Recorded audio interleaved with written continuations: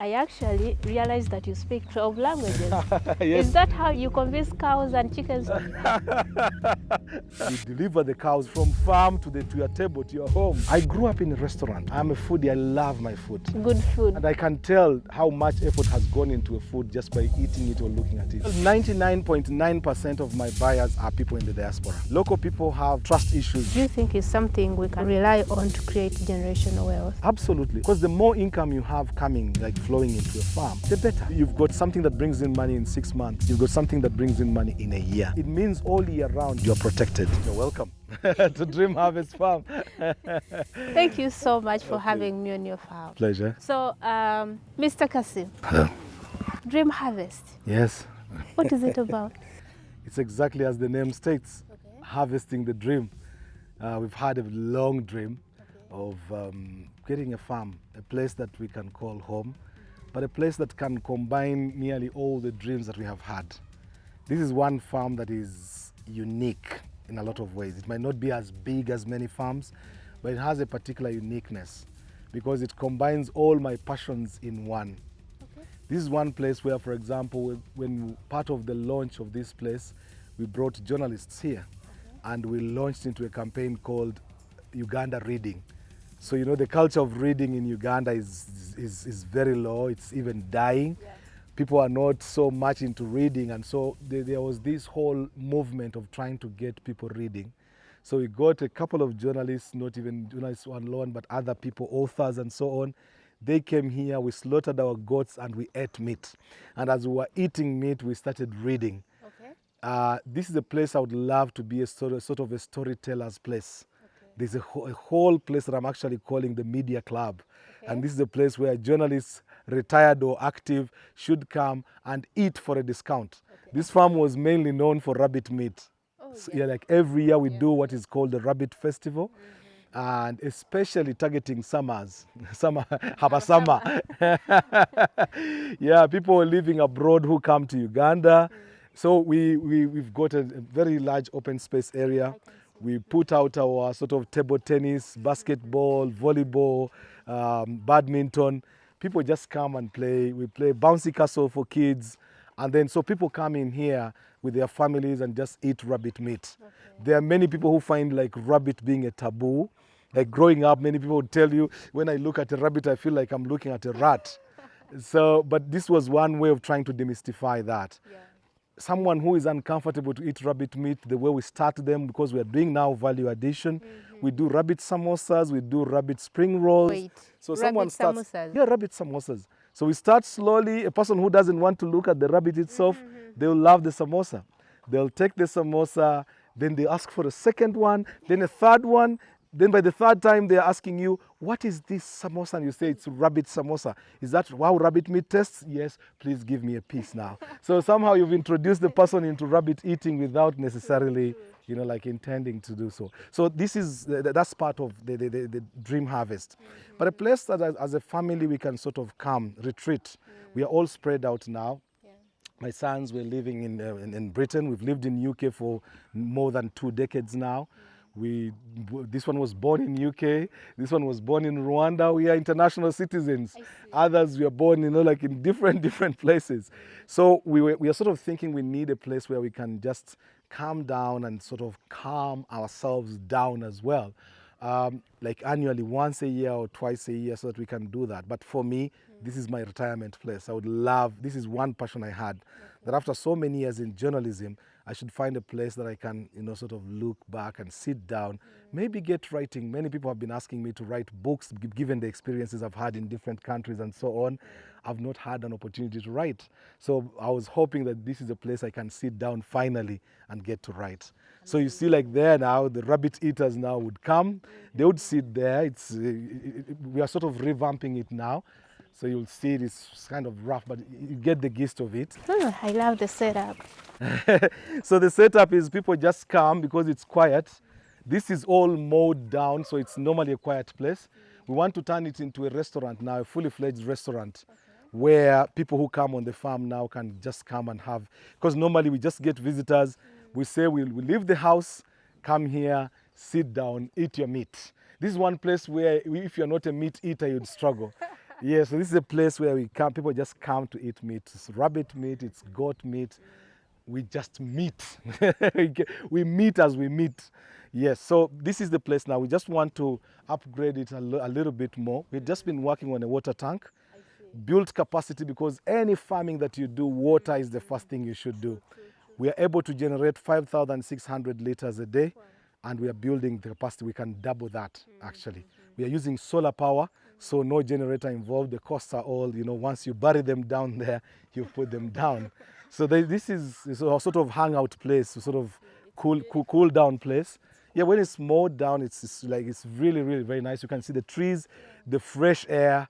You just feel it. It's just sort of very welcoming. So you mentioned about writing, reading, and I actually realized that you speak 12 languages. Yes. Is that how you convince cows and chickens to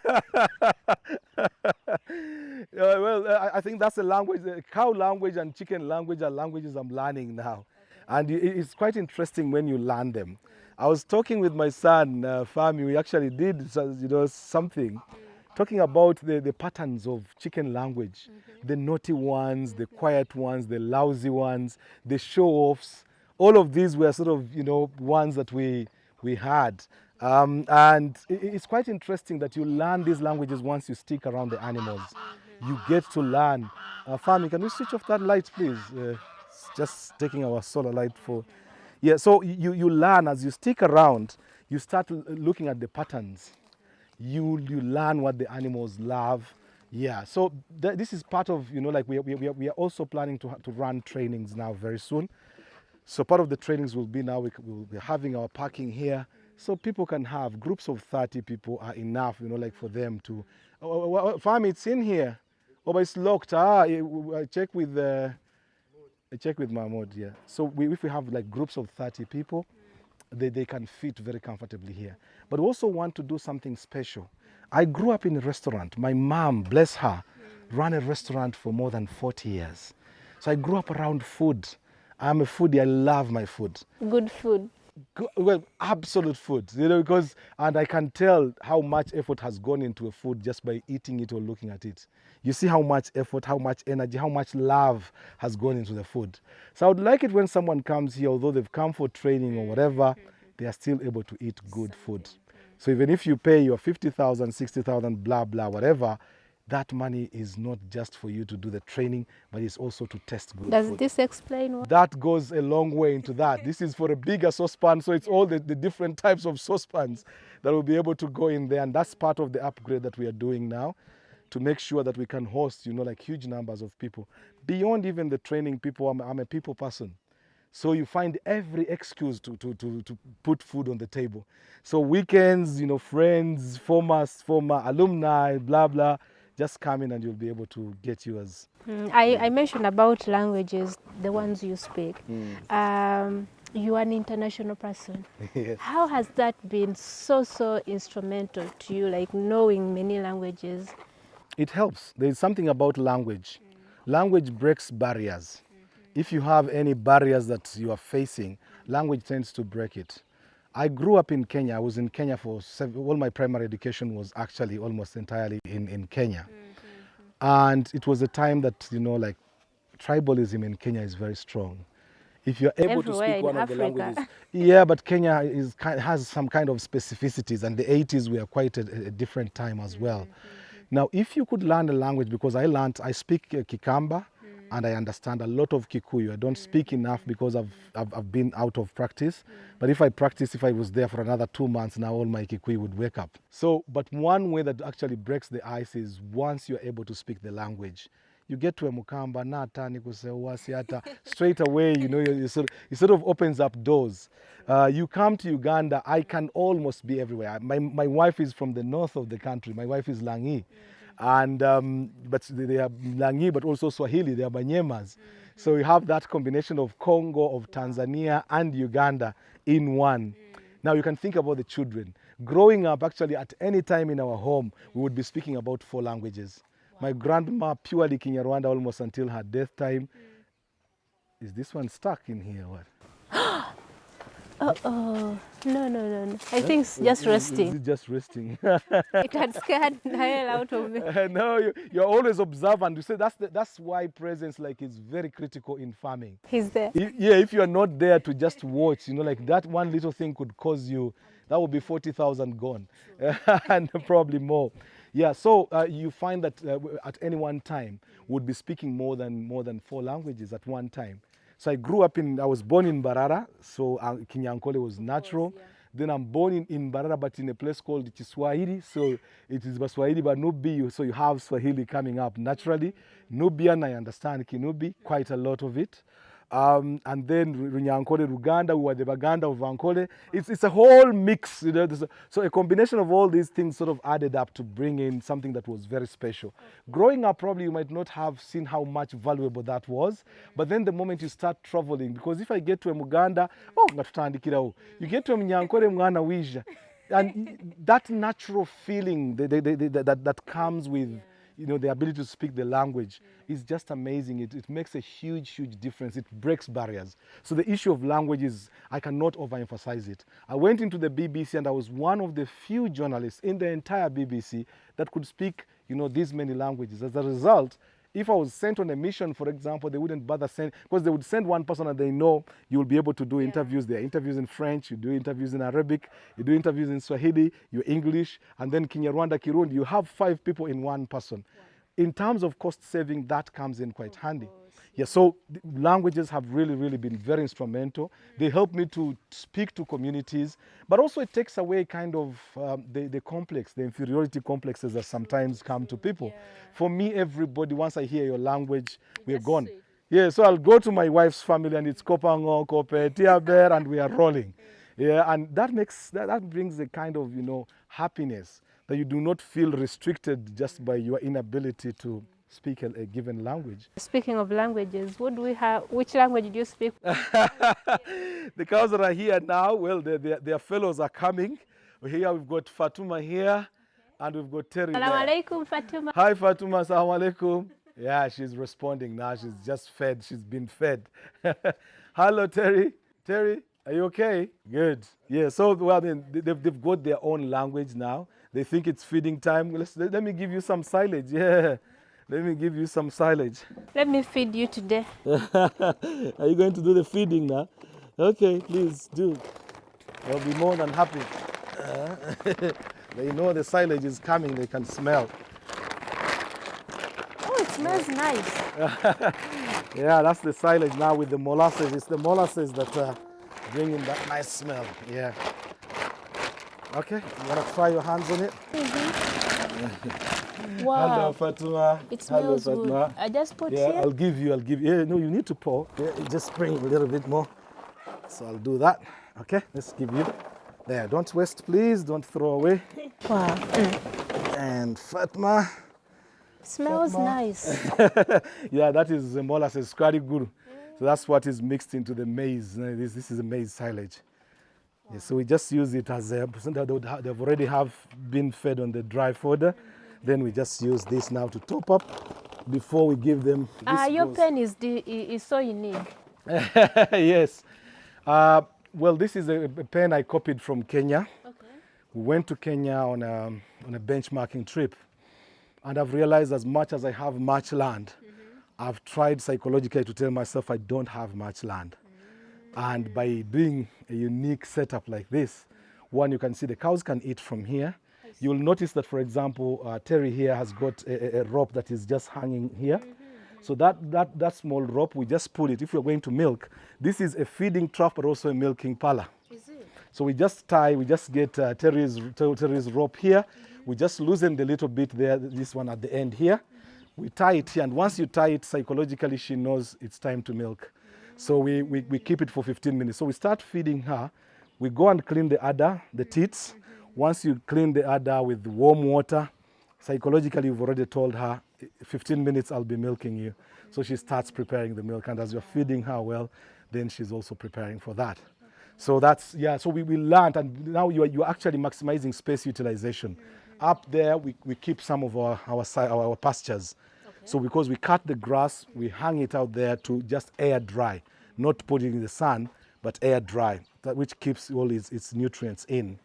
So once we've done that, we also have like space for our hay, the hay bales that we put there. The silage is too heavy to take up, but it also means that we are going to be using part of the partition, because you can see it's quite big for the chicken. So the cocks that we want to now sell off, we are bringing the cocks and putting them there. And we have space for even a worker. So we are going to partition one space, a room for the worker to sleep. It's quite enough space. Let me first leave these ones busy, because once we leave this one open, you can be assured they will come for it. Mahmoud, leta yoka chachwe. Oh, you add in. Yeah, so that's how we do the dairy meal. We get this one, put the maize bran with the salt supplements, and that does our dairy meal. Okay, yeah. Okay. Because now of the nice smell here, that keeps them busy. Yes, that keeps them busy. Actually, you mentioned you put molasses in there. Molasses, yes, as part of it. It's a binder, but also is a preservative. It helps to preserve it for long. I've ever raised broilers, and I was once advised to put it in their drinking water. All right. It's a binder. It's pretty good, and the smell is magical as well. Guys, I'll have given you a little bit of this now. But what do you want to fill up? Yeah, because Mahmoud is going to bring, so put some more. Basically, we need like a basin's worth. They hadn't had the silage. We feed them on the dry grass first, and then we give them the silage later. Yeah. So, I mean, that's the space. So we give them 15 minutes. That allows them to prepare themselves to know it's about to be milking time. I hope you can squeeze in here. Sure. It's easy. It's got some places to bind yourself upon. Yeah, those hard spots there. Oh, I'm a climber myself, don't worry. Yeah, and you are the first journalist to get access here, so like... I'm so blessed, guys. You don't know how honored I really feel. Yeah, we hadn't allowed any journalists yet here. But you see the amount of space, it's actually a very big space. So our plan is... When you're down, you don't realize that... How big it is. So you see, we are putting plates on the floor here. The chickens are going to occupy that space. We can house up to 300 chickens just in that little space. We'll have our drying grass here, and then even if we needed someone to sleep, they can have space to be able to sleep and watch the cows, but they've got their own quarters. But it means we've got options. And because we are duplicating 3 of these, it means we have capacity for 33 cows just in this little space. So sometimes we waste space because you think you have a lot of space.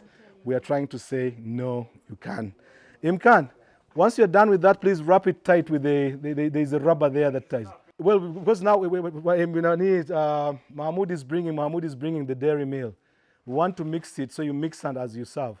It looks like they are doing well with that. Those instructions bring me to my next question. Farming with my father, it's blowing up. I'm just wondering, who is teaching who? Well, it's me doing a lot of the teaching, but I go out and learn and then come and teach. But if it is farming with, it just means we are both teaching each other. He will have things that he's faster on. He will get on ChatGPT, and we are already using AI actually for some of our work. So he will be faster in those areas. I'll be faster in these practical aspects. So we combine. If we are farming, it's not farming to my father. It's farming with, which means it's sort of combining efforts then to sort of see how we make these things work. And the idea was, it was farming with my father, but which I think even as a sentence, it allows whoever of the children decides to come and join still becomes farming with my father. So you don't need a plural for that. Yeah, so the first one, Fami was the first one to come out. He decided and said, I need to come. You can see the steps here. All right, yeah. Yeah, he said, Dad, I'm joining you. We're going farming. And we went farming. So we came. And so it started as farming with my father. And I think that has blown. But we haven't had enough time now to give, for example, to our YouTube channel. Our TikTok is blowing up. It's blowing. Our TikTok, and it's thanks to our viewers. Thank you very much, for making it what it has become. But a lot of it is, we now need to push the YouTube, which is kind of long form, to do a lot of the stuff that we do. As you can see now, this space is kind of one that we play with. These are just 2 of the 10 cows, the 33 cows that we are bringing on. And it's just an ongoing process. As you can see, a lot of this is work in progress. But alhamdulillah, I mean, we are determined. We've taken our time to study, to look through things, and then get things working. Many of the projects, as you can see, this is our home now. This is meant to be our dream home. Yeah, this is our dream home. This is my wife's house. So this is our farmhouse, which is like a boys' quarters now. We are able to sleep and be comfortable and hosts. Yeah, this is where now, hopefully, inshallah, our retirement now sits in. And we are under pressure now. We are pushing it very fast to make sure by the end of this year, inshallah, probably we are in. Most of the farmers actually, they sell their cattle in the market, like. But for you, you sell your cattle once a year on Eid. Yes. What's the secret sauce? For the beef. No, because I've lived in the diaspora. I've built up a huge network of people. I mean, being in the media helped a lot, but also now being within communities. I've been part of the Muslim community in the United Kingdom, where I've been a head head of dawah, so in charge of calling people. The UK was actually very instrumental in mobilizing all the other Ugandan Muslims elsewhere in the world. So like the Americans now adopted from the UK people what we had done. They built up their own organization. In the Netherlands, we've launched. In South Korea, we've launched. In the rest of Europe, you see people now beginning. Sweden, they've come up. Norway, they've come up. All of these are coming up, but the UK was very, very instrumental. It sort of set the pace, and we were behind this. Having annual Quran competitions, these were very normal stuff. So I have a huge network of friends, not just Muslims, but even non-Muslims, to whom now we sort of subscribe. So that became very instrumental. So I sell once a year, and I'm selling to these people in the diaspora who are buying for their families who are back home. So they buy for their families to be able to have something to enjoy on Eid. And because we deliver the cows directly to homes, that has been also very crucial, because that is a unique service. It's from farm to your table, to your home, and many people find that very convenient. While others can buy elsewhere, but the fact that this can be delivered home, that has been, like very, very critical. So that was a unique service. So someone orders, you pay in advance, week, a month. Some people are already paying now for Eid al-Adha coming, saying, Kassim, can I reserve my cows? Because we've done this for 5 years now. It's really like stacking. So we do cows, we do sheep, we do goats, and they're all available. Some people don't have spaces in their homes. They will say, I live in Waise, I'm in Debadinia. I cannot have anywhere to keep my cow. They will steal it.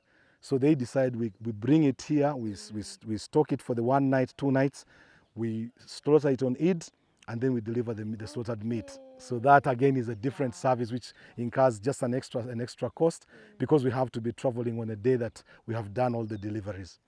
Yeah. Oh, interesting. How about the local people? Don't they buy from you? Well, 99.9% of my buyers are people in the diaspora. Local people have an issue. They are beginning to pick up, but they have an issue. They trust issues which sort of come in here. Someone tells you, bring the animal and then I'll pay upon delivery, which does not make logical sense. So if you don't trust me to deliver, why would you, trust me then, after that? How can I trust you that I won't, bring an animal all the way? And then you get there and they start haggling to Museum, and you've carried an animal from Kiriandongo to town. So the people who understand, they get quickly into that. Last year we had a situation, I think I sold to about 10 local Ugandans. And they had made a lot of noise until they didn't find themselves with any choice. They come to me last minute and I was giving them even at an exorbitant price, because I was trying to say, I'm punishing you for failing to have understood. Yeah, but what we do is normally people order in advance, then we get an itinerary. So we'll be like, if we come from Kiriandongo, get to Matuga, then we get to Wachiso, go to Nansana, you can cross now, go to Buroba, go to Bulenga, go to Buyara, cross and back, go to Natete, Busega, Chengera, and you've covered that bit. Mutundwe, Gondeba, Namasuba, blah, blah. Then there's the route. Once you get to Matuga, you cross Kasangat, you go to Chira. Come all the way, it's Najera, it's Ntinda, it's Bukoto.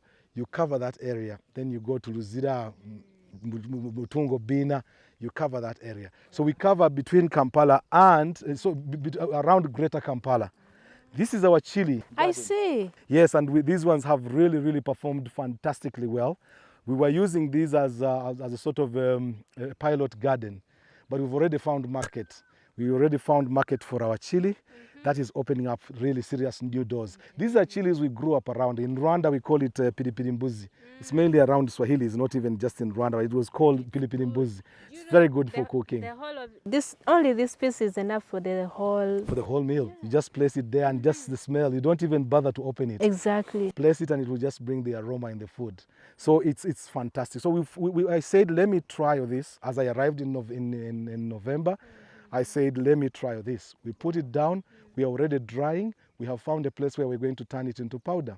So while we can sell fresh, at least we have the guarantee that we are not under pressure, that they are going to dry. Once they dry, we just turn them into powder, which is even better because it's full ingredients. We air dry it. So in other words, we don't dry it from outside. We just put it in a room and it dries naturally. So this is really come out very nice. But it's one place that I also find a lot of comfort. In the evenings here, when you come and you're sort of picking up the chilies, it's a fantastic feeling, you know. It's a fantastic feeling. And I love cooking, like I said to you. Because of the cooking now, you're thinking about all the cuisines that you can do with this. And it's fantastic. The roasting and all that. Oh, yes. Do a bit of roasting, do a bit of the seasoning. That goes in and makes a huge difference. With meat, now you can eat 5 kilograms without even noticing. Because when the chili is there, you just, you don't feel it. Yeah, so if you can see, this looks bushy, but this has been left deliberately bushy because of the cows. Because the cows are coming in and we are not, we just cut this, put it into our upstairs room, air dry it, feed it 2 days later. So we are just cutting and we are allowing this to remain as a bush. Behind there we've got our eggplants, the entura. They're on that side. So the chili is here. And then we've planted now 2 acres of pawpaws, amapapari. Because now looking at South Sudan being our biggest market, is a huge demand. But even in Uganda itself, we have a huge demand for the pawpaws. Yes, so we've planted 2 acres here, and in between we've put beans as well to sort of mitigate the land back, as well as maize at the bottom. Maize that we are going to do our own silage now from this. We bought our first silage, but we decided the next bit we will be doing. Very soon. Okay. Oh, amazing. Doing a lot of things. Oh yeah, well, I mean, with one thing with farming is one thing I've learned, you need to diversify. Many people will come in and say you need to specialize just in one thing and stick onto that. Yes, I'm specializing in one thing, which is agriculture. But within agriculture now I have to diversify. You realize that suddenly when you are dependent on just one thing, the likelihood of it falling apart and then you struggling is quite high. You are in a better place when you know, for example, now we planted these chilies. Once they start ripening, I can harvest up to 2 years, almost non-stop. You know, like every 10 days, every 10 days, you are harvesting. So you start relying on chili. But chili now is very interesting. Between March and May, all the other countries now are the big farmers, Morocco, Spain, even Rwanda now is a big competitive market now, comes into the market. Because there is too much coming in from those big producers, Ugandan chili is now sort of the price drops to as low as 1,300, 1,500, which is a pain. Yet it could even go up to 18,000, 15,000 a kilo. You know, like just when the period is right. The good thing about Uganda is we've got an all-round season, so there's no stopping. And then when you have water, as you've seen, we've managed to spread our water from the tank, so we have huge gravity down there. Up there, we are able to push water. We've got a water point down there, hydrant, so that can spread now. Yeah, we can actually spread our water here unfettered. The issue with diversification is at least you don't have to rely on one thing. Because the moment you become reliant on one thing, in case one thing falters or drops, then you're in serious trouble. Coffee prices are high now because the biggest producers, Brazil and Vietnam, are having problems. So Ugandan coffee suddenly rises in terms of price. So if you are just relying on coffee alone and you're a Brazilian farmer, you can imagine what that would be happening. So here you try to go into a little bit of everything. So the diversification now, if I'm in chickens, the chickens are giving us at least the cash flow that can pay workers' salaries, can feed the farm, can run the small things. Yeah. The milk now goes into big because we are hoping, inshallah, within the October, November this year, we should be starting doing value addition on our own milk. And that means making yogurts or whatever, just adding value to that. And that's quick. So it just means you are no longer reliant very much on the person in Matuga, in Kawempe, in Karure, who you are supposed to supply milk to. You can actually take it in better form and you can keep it longer. So diversification is really, really like big deal. Isn't there room for making mistakes as you're juggling here and there? Absolutely. And I wouldn't really like encourage, while I'm talking about diversification, I'm not saying do too much. It's not too much. You can limit it in such a way that you are doing 3 to 4. And actually, let me put it this way. I think that's a better way. As you are thinking about farm incomes, look at something that brings in money in a month. Look at something that brings in money in 3 months. Look at something that brings in money in 6 months. Just touch my eyes with pepper. Oh, sorry. Well, that's the chili feel. Yeah, so you've got something that brings in money in 6 months. You've got something that brings in money in a year. It means all year round you are cushioned, you are protected. It's difficult unless, for example, if you went into chicken, once we start doing our own hatching, which we are now straight away, it means you can decide that every month, every week, I can have some chicken available. And you might decide to go for that. What if the prices of chicken just drop in whatever? Then you find yourself in a difficult dilemma. So I'm not saying overstretch, do too much, but at least have a variety. We are doing chili now. We are introducing pawpaws. These pawpaws, you can see actually they've grown up. You can see them here. Wow. That's there. We are already in. We are already How long do they take to mature? 9 months. So 9 months you're already beginning to harvest. And you can have them up to 5 years. So because the trees can last up to 7 years actually, but 5 years are the ones of like full production. And then you're harvesting every 7 days. So every 7 days you can make your 300,000 in an acre. That is not bad. If you're paying your workers 150, those are 2 workers catered for in a week. And therefore, that takes away. If it's about feeds, you're using 375. If you get your 300, get 75,000 elsewhere, feed your chicken. We are using the purple leaves now to feed the chicken. So you're sort of seeing this kind of synergy. And as you are diversifying, you're seeing how do they coordinate? How do they cooperate with each other? These purples are going to need the cow dung. Cow dung comes in and manures. They manure nicely and we get the leaves. The leaves are fed to the chicken. The chicken gives us chicken poo, which we can again sell in case we have the cow dung and the chicken poo. So all of these sort of work into one another, and that's the benefit of it. Trying to see now, can you start probably, if we have enough chicken poo, can we decide then to use the cow dung for, we are doing biogas, we are setting up the biogas as well. Yeah, so we sort of want to rely fully on biogas so that we do no longer need, firewood. And that saves on electricity, on fire, on the environment. We can make briquettes as well from the cow dung. The bioslurry comes in and feeds to the chili and the pawpaws. So you have, while you are diversifying, you're sort of playing into one another. In between the pawpaws now we are introducing bananas. So we'll have something to eat. But it's also providing a shade because as the bananas settle in, we'll bring cocoa. And cocoa will sit between the pawpaws and the bananas. So while the pawpaws die out, we have our cocoa now coming in, which have shades on the bananas. And so you sort of have a mix of things. And while it looks like too much to take on, as long as you don't jump very quickly into them, I would think diversification is fine if it is well regulated. Work on the speed. If you rush quickly, you're putting this, you will run out of money. You get overspent. Do you think it's something we can rely on to create generational wealth? Absolutely, absolutely. Because the more income you have coming, like flowing into a farm, the better. Because now, actually, I didn't mention, these chilies, we also feed to the chicken. We mix in the water, we just mix in the water. We leave the small bits, cough. Yes, they will handle that. So already you can see how, like each bit, you'll be saying you are too much diversification, but it's all feeding into one another. And I think for me, that's the beauty of farming, of agriculture, of agripreneurship. Because agriculture is what our parents did. What we are doing is now agripreneurship or agribusiness.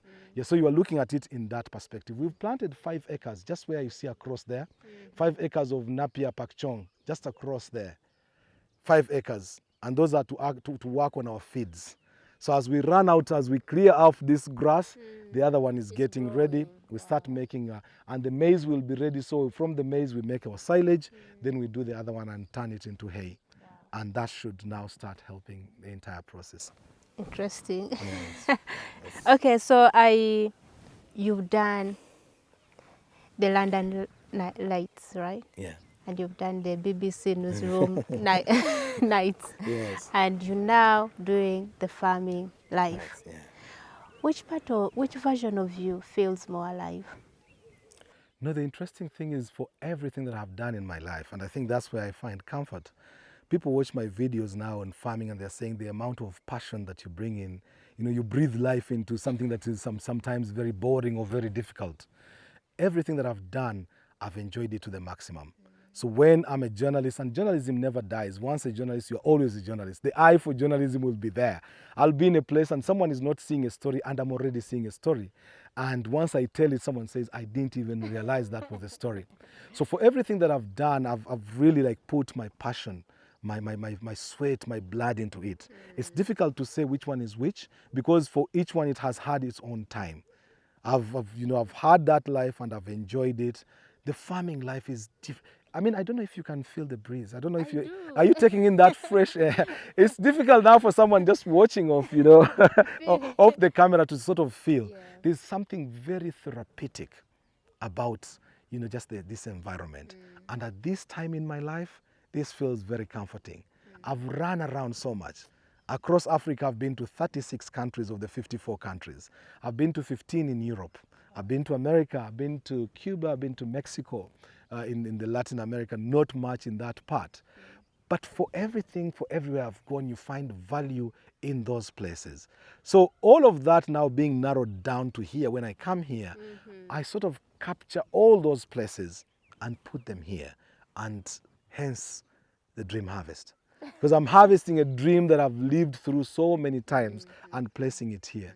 Make no mistake, there will be challenges. There will be moments when you sit, put your head in your hands and cry. When things are not happening. I've struggled with water at the big farm in Kiriandongo, which is a very dry area. I cannot tell you the endless moments when I've had those moments where I just sit and, you just cry. I lost, for example, last year I lost close to 2 million shillings in pawpaws that we tried to plant, and that's why now I brought my revenge here, because the soil is very nice here. I said the pawpaws are not yet working, yet they should be working better there, but I don't have water there. I have water sorted here. So I revenged, but I lost pawpaws. We had planted 4 acres of pawpaws. We will probably have about an acre at the very most. We had planted jackfruit, hoping now to scale it to a level where we can put it at the level of export, where we dry it and we solar dry it and then export it. That sort of died. The only thing that actually survived there, surprise, surprise, is the banana plantation and soursop, the chitafe. Oh, that one can survive. Those ones survived, and it was quite amazing. They actually kept the hope alive. They kept the hope that actually this thing could be made to work. But with all those moments, you find that in journalism, when I was in the newsroom, fantastic. My ability to tell stories is just natural, it just flows. So in the newsroom, I would just be there, I would tell a story. I look back to the hundreds of thousands of lives that we touched through the stories that we told. People that were probably in a desperate situation and you are telling the story changes the situation because the government or whoever is in authority needs to do something, comes and does something about it. That is very satisfying in itself. And so that one cannot be, compared to anything. You look at the life you've lived abroad, there are many people who have not had a chance to live there. But then you come here and you're living your life, and therefore there's nothing that would shake me. I've lived the best life, I've lived the lowest life. And in between, lives the comfortable life, because then you find a middle ground to which you live. And then I come to this. This is really, really, has something very special about it.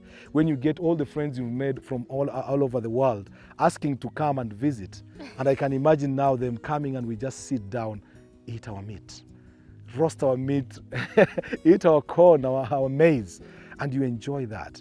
There's nothing, it's just priceless. There's nothing that you cannot attach a price to that. It has its own value. Wife, kids all coming and just sitting here, few days, they ramble around, leave, and I have my peace. That is just incomparable to anything. Wow. Yes. Amazing. And there you have it, an amazing, amazing, mind-blowing story of Mr. Kassim, the former BB's journalist, the one who has left a landmark, you know.